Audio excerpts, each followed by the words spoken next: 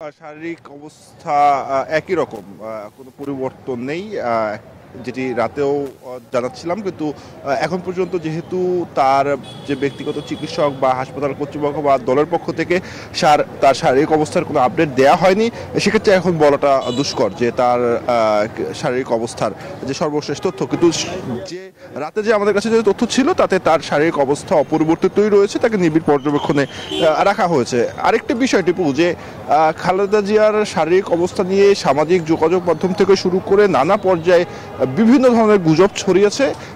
হাসপাতাল কর্তৃপক্ষের সঙ্গে আমরা কথা বলেছি, দলের সঙ্গে কথা বলেছি, সেখান থেকে একটি বিষয় পরিষ্কার, এই পুরো বিষয়টি যেসব তথ্য অপতথ্য ছড়ানো হচ্ছে সেগুলো গুজব।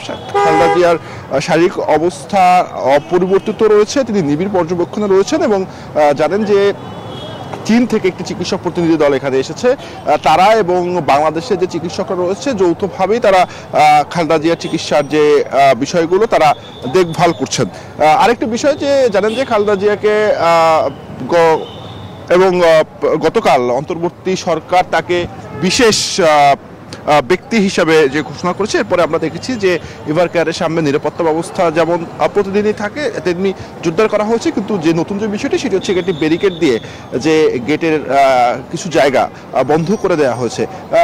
এখন যে বিষয়টি যে যখন হয়তোবা দুপুরের পরে দলের পক্ষ থেকে বা তার ডাক্তারদের পক্ষ থেকে আমাদের যে তথ্য সরবরাহ করা হবে, সেখানে বেগম খালেদা জিয়ার শারীরিক যে সর্বশেষ যে অবস্থা সেটি আমরা জানতে পারবো, তখন অবশ্যই আপনার মাধ্যমে দর্শকদেরকে তা জানিয়ে দেওয়া হবে। তো এই ছিল আমার কাছে এবারকার হাসপাতাল থেকে সর্বশেষ তথ্য।